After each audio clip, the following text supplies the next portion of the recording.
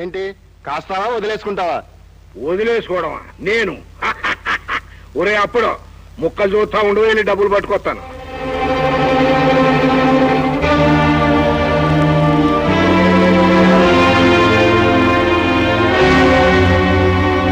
Show 3 ఏసులా ఓరిని నాకు వచ్చే 3 మూటలు దేనికి? తీసుకోరా చీరల మూట. ఆ చీరల మూట పెట్టు. ఇదో కనకం, ఆ మూట నేను ఓడిపోయినా ఆయన తీసుకొని. వీల్లేదు. లోపలిగా. అవి అప్పు చేసి తెచ్చిన చీరలు. ఓహో, ఇదోటి వచ్చి పడిందా?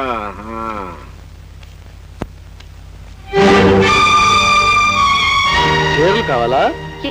ఏంటి చీరలు కావాలా? ఈ చీరలు నావి. పందెం కట్టడానికి మా నాన్న ఎవడు, గెలుచుకోవడానికి నువ్వు ఎవడివి? ఓ అబ్బో, జోదంలో ఇది పందెం గాయచ్చా అది పందెం గాయచ్చా అని పెద్ద పెద్ద వాళ్ళే తల పగలగొట్టుకుని జవాబు దొరక్క ఎవడు ఇష్టం వచ్చినట్టు వాడు కాసుకోమన్నారే. ఒరే రాజు, పాపం కనకమాలక్ష్మి చూస్తా ఉంటే జాలేస్తుందిరా. చీరల మూట ఇచ్చే. నాకేం అభ్యంతరం లేదు. నన్ను పెళ్లి చేసుకుంటాను ఒప్పుకోమను. ఈ చీరల మూట ఏమిటి, ముత్యాల మూట కూడా బహుమతిగా ఇస్తాను. పేకాడే తండ్రిని చూసిన ఏ ఆడది పేకాడే వాణ్ణి పెనిమిటిగా తెచ్చుకోదురా. అయితే నీ కర్మ. రై ఎత్తుకోరా మూట, అమ్ముకుని సొమ్ము చేసుకుందాం. ఈ చీరలు నా కొట్లు అమ్మినట్టుగా ఎవరికి చెప్పకో. వెళ్ళి వెళ్ళు. అపరావు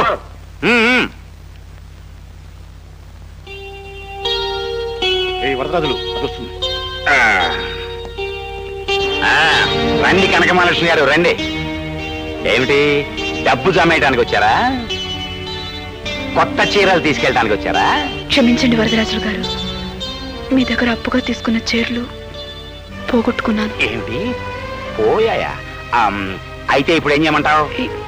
ఏం లేదండి, కొన్నాళ్ళు గడివిస్తే మీ రుణం తీర్చుకుంటా. అదేం కుదరదు. వెంటనే నా డబ్బు నాకు కట్టు, లేకపోతే నా చీరలు నాకు తిరిగిచ్చాయి. మెల్లిగా మాట్లాడండి. ఎందుకు మాట్లాడాలమ్మా? నువ్వు మర్యాద తప్పచ్చు కానీ మేం మాత్రం మర్యాదగానే మాట్లాడాలా? మీరన్నా న్యాయం చెప్పండి. ఏదో ఆడపిల్ల తన కాళ్ళ మీద తను నిలబడుతుంది కదా అని 2000 రూపాయల చీరలు అప్పుగా ఇస్తే అవి పోయాయట, క్షమించమని అడుగుతోంది. అబద్ధం చెప్తుంది. జాగ్రత్తగా మాట్లాడండి. ఏమిటమ్మా, తప్పు చేసి డబ్బా ఇస్తావేంటి? ఆయన ఉన్నదంతా తప్పే ఉంది. నిజంగా చీరలు పోయాయో లేకపోతే నువ్వు అమ్ముకున్నావో మాకు ఎలా తెలుస్తుంది? ఏమ్మా, అప్పు తీసుకున్న తర్వాత డబ్బు కట్టవలసిన బాధ్యత మీరే కదా. అలా పెట్టమ్మా గట్టి. చూడు, డబ్బు ఎక్కడి నుంచి తెస్తావో నాకు తెలియదు. కట్టందే మాత్రం ఇక్కడి నుంచి కదలనివ్వను. సార్, పోలీసులు ఫోన్ చేయమంటారా? చెయ్యి ఫోను. లాకప్లో పెట్టి లాఠీలతో కొడితే గానీ ఇలాంటి దొంగలకు బుద్ధి రాదు. నిన్న చేసిన పని క్షమాపణ చెప్పుకొని నా కాళ్ళు పట్టుకో, ఆ డబ్బునే ఇస్తాను. ఆలోచిస్తావెందుకు? కాళ్ళు పట్టుకో. లెక్క పెట్టుకోండి, సరిగ్గా 2000. ఒక ఆడపిల్లని అసహాయరాలను చేసి అల్లరి చేస్తున్న మీకు సభ్యత సంస్కారం ఉందా? సార్ రామసాగర్ గారు, నాకు చిన్న డౌట్ అండి. డౌటా? Yes. Doubt for you? Yes sir. తప్పు నాయన, ఈ ఆఫీసులో నాకు తప్ప ఎవరికి డౌట్లు రాకూడదు. వస్తే అది నేరం బాబు. నిజమేనండి, కానీ ఇది ఫ్యాక్టరీ మునిగిపోయే వ్యవహారం. ఇదేమిటి? ఈ పుస్తకంలో రైతులకు ఇవ్వాల్సిన డబ్బు అంటే 50 లక్షల రూపాయలు బట్టాడ చేసినట్టు రాసుందా? ఈ పుస్తకంలో ఆ 50 లక్షలు క్లాత్ ఎంపోరియంకి ఇతర షాపులకి 3 రూపాయలు వడ్డీకి ఇచ్చినట్టు రాసుంది. ఏది కరెక్ట్? మూసే మూసే మూసే మూసే. గుట్టు బయట పడితే గుట్టు చప్పుడు కాకుండా ప్రాణాలు పోతాయి. అలాగా, జరుగుతున్న మోసాన్ని ఇప్పుడే బసప్ గారితో చెప్తాను.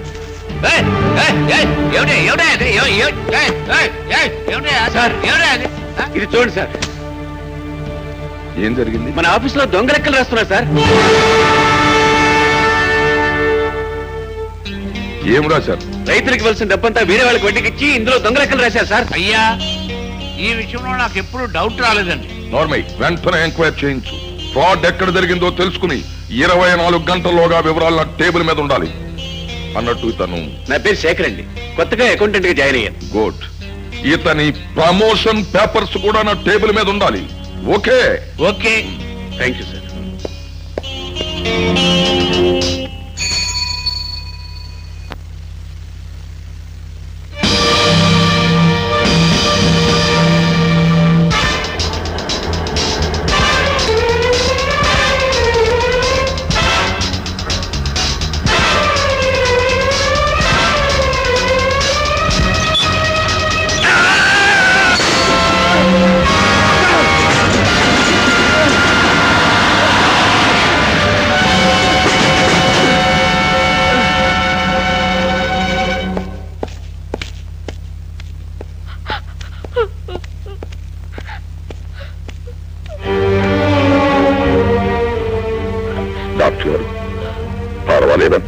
కేసు చాలా సీరియస్ గా ఉంది. బహుశా అతను బతకపోవచ్చు, బతికిన కోమా నుంచి బయటపడకపోవచ్చు. బతకడేమోనని నాకు డౌట్ గా ఉందండి. రామస్వామి, పనికి మాలిన నీ డౌట్లతో అమ్మాయి గుండెల్లో అవుట్లు బేల్చకు. చూడమ్మా, ఆ లారీ డ్రైవర్ నేను అరెస్ట్ చేయించాను. నేను టీ తాగుతుండగా ఎవరో నా లారీ తీసుకెళ్లి గుద్దేశాడు అని చెప్పుకుంటున్నాడు. అయినా సరే వాడిని విడిచిపెట్టాను. ధైర్యంగా ఉంటుంది. పిల్లలు కూడా వేరట, పాపం చిన్న వయసు. అదేమన్న మాటలే, విధి లిఖితం. చూడు, ఈ అభాగ్యురాలి పేరు మీద 5,000 రూపాయలకి చెక్ రాసి నా టేబుల్ మీద ఉంచు. అలాగే. వెళ్ళొస్తానమ్మా, ధైర్యంగా ఉంది. మాట్లాడలేని స్థితి. బోస్బాబు అంటే మీరేనా? అవును. మా ఎస్ఐ గారు మిమ్మల్ని వెంటనే తీసుకురమ్మన్నారండి. వ్యవసాయం చెప్పకుండా ఆడకండి రమ్మంటావా? లారీ యాక్సిడెంట్ లో అతను గాయపడి హాస్పిటల్లో ఉన్నాయండి. అతను మీ బోసుబాబుని తీసుకురమ్మని కలవరిస్తున్నాయండి. అతని పేరు శేఖర్ అండి. షుగర్ ఫ్యాక్టరీలో అకౌంటెంట్ గా పనిచేస్తున్నాండి. అదంతా బోసా కాగితాల మీద ఆడ సంతకాలు పట్టమాక. నేనే బోసుబాబు. నాతో ఏదో మాట్లాడాలన్నారు.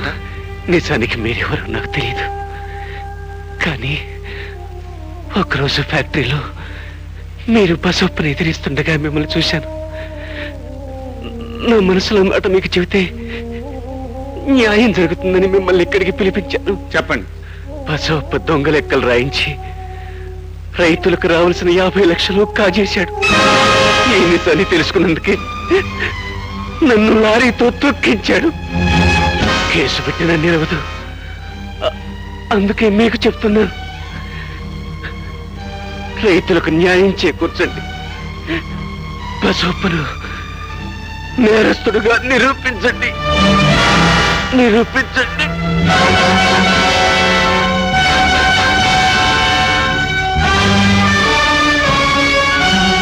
రామస్వామి, రామస్వామి, ఆ దొంగ లెక్కల పుస్తకాలన్నీ దాచేశావా? దాచేశానండి. ఏమైనా డౌట్ ఉందా? చిన్న డౌట్. డౌట్ లేదండి. ఆ శేఖర్ గారు స్పోలోకి వచ్చాట, ఏం బయట పెడతాడో ఏమో. ఆ సంగతి తెలిసే మా తమ్ముడు రాజుగారిని ఆసుపత్రి దగ్గర కాపలా పెట్టానండి. ఏం భయం లేదు. ఏమైందిరా? ఏమిటి? ఆ శేఖర్ గారు మన మార్కెట్ లో గొడవ చేసిన బోసు గారిని పిలిపించి ఆడికి ఏదో చెప్పి చచ్చిపోయాడు సార్. శోభనాద్రి, ఆ బోసుగాడు ఎక్కడున్నా సరే. ఏం బసవప్ప, దైవనామ స్మరణలాగా ఈ మధ్య నిత్యం నా నామస్మరణ ఎక్కువైనట్లుంది నీకు? బోసు, ఒంట్లో ఉడుకురట్టం ఉంది కదా అని ఉత్సాహంతో ఉరకలు వేస్తే ఊపిరిపోయే ప్రమాదం. జాగ్రత్త. ఎంతమందిని చంపుతావు? నేనెవరిని చంపలేదు. కొని చంపించావా? చంపించను లేదు. ఇప్పుడే చంపుకున్నావు నీ అంతరాత్మని. బసవప్ప, మనిషి డబ్బు సంపాదించొచ్చు, అధికారం సంపాదించొచ్చు, ఐశ్వర్యము సంపాదించొచ్చు, కానీ ఆ సంపాదనకు ఉపయోగించవలసింది తన స్వేదాన్ని కాని ఎదుటివాడి శవాన్ని కాదు. ఏ రైతుల మూలంగా కొన్ని కోట్ల రూపాయల ఆదాయాన్ని నీ ఫ్యాక్టరీ నీకు తెచ్చిపెడుతుందో ఆ రైతులకే నువ్వు ద్రోహం చేస్తున్నావు. రైతులకు ఇవ్వవలసిన డబ్బుని వడ్డీకి తిప్పుతూ దొంగ లెక్కలు రాస్తున్నావు. వారం రోజుల్లోగా రైతులకు ఇవ్వవలసిన 50 లక్షల రూపాయల బట్వాడా జరిగిపోవాలి. లేకపోతే మార్కెట్ లాగే నువ్వు నీ ఫ్యాక్టరీ కూడా మూసుకోవాల్సి వస్తుంది. శోభనాద్రి, ఆ కొండయ్య గారిని పిలిచి వీణ్ణి కూడా లారీ చక్రాలకి బలేసేయమని చెప్పు. ఆడు చేయడండి. ఎందుకని? ఆడు కూతురు బోసుగాడు లవ్ ఆడుకుంటున్నారంట. పెళ్లి కూడా చేసుకోవచ్చంట. అయ్యా, ఈ గడుగ్గాయ కొండకు అల్లుడు అయితే ఈ లెక్కలదేముంది గానీ తమ గత జీవితం తాలూకు కూడుకలు తీసివేతలు అల్లుడికి చెప్పాడు అనుకోండి, అప్పుడు ఫ్యాక్టరీతో పాటు తమ లైఫ్ కూడా మూతపడిపోతుందని డౌట్ అండి. అబ్బా రామస్వామి, నీ డౌట్లతో నా గుండెలో అవుట్లు బెల్చగా చేతనైతే ఏదైనా పరిష్కార మార్గం చెప్పు. అయ్యా, ఆ కొండయ్య గారి కూతురు మన మనుషుల్లో ఒకరికి ఇచ్చి పెళ్లి చేసామనుకోండి, అప్పుడు ఆ కొండయ్య గారు మన వైపు స్ట్రాంగ్ గా పడి ఉంటాడు. ఈ బోసుగాడు విరహ గీతాలు పడుకుని వీక్ అయిపోతాడు. బాబు గారు, నా తమ్ముడు ఎప్పటి నుంచో కొండయ్య గారి కూతురుని చేసుకోవాలని ముచ్చట పడుతున్నాడు. వీడికి ఇచ్చి చేయండి. శభాష్, అందం తక్కువైన అవసరానికి బాగా ఉపయోగపడుతున్నావురా. తప్పుకో.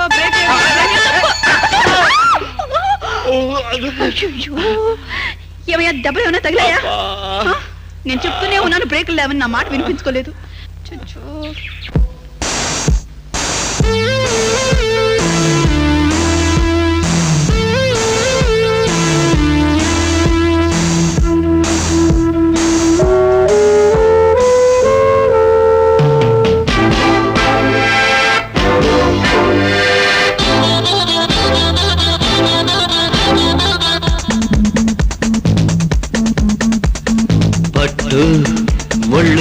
పట్టు అబ్బా కమ్మగా ఉందమ్మా ఒత్తు ఇంకా ఒత్తు గుమ్ముగా ఉందమ్మా ప్రాణం గాలిలో తేలిపోతోంది ప్రాణం గాలిలో తేలిపోతోంది ఉండు అబ్బా ఉండు సిగ్గుగా ఉందమ్మా ఆగు కాస్త ఆగు అలరొద్దోయమ్మా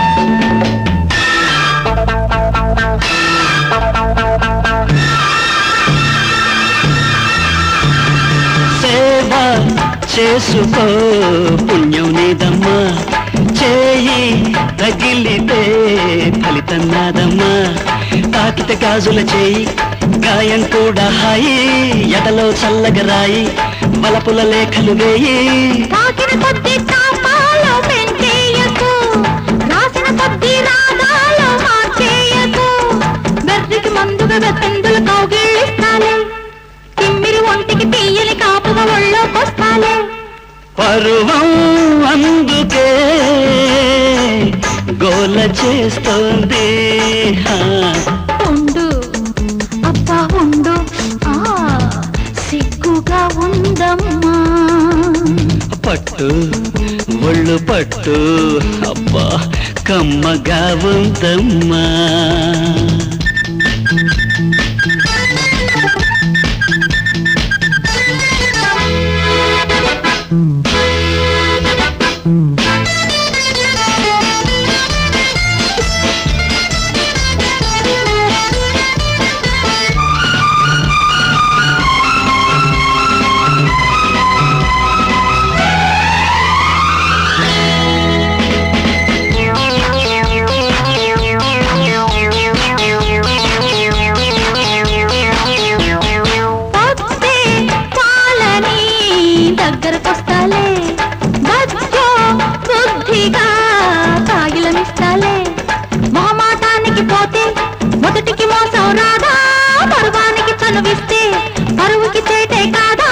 చప్పుడు చేసే పెదవుల్ని మూసేయకు ఎప్పుడు కాదని ప్రాణాలు తీసేయకు నెప్పికి దప్పికి తప్పులు ఒప్పులు లేనే లేవమ్మా తప్పులు పట్టక తిప్పలు పెట్టక దగ్గర కావమ్మా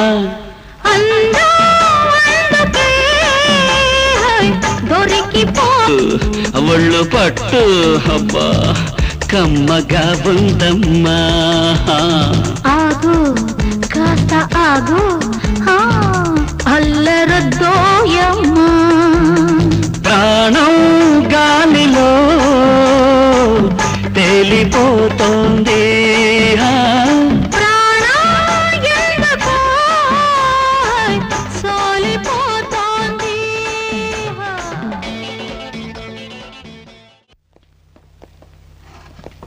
కూర్చోండి బాబు.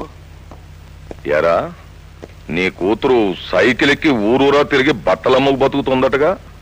అవును బాబు. ఆ మాట చెప్పడానికి నీకు సిగ్గు లేకపోయినా వినడానికి నాకు బాధగా ఉందిరా. ఈడుకొచ్చిన పిల్ల ఎన్నాళ్ళు సైకిల్ ఎక్కించి ఊరూరా తిప్పుతావు? వెంటనే దాని పెళ్లి ఏర్పాట్లు చూడు.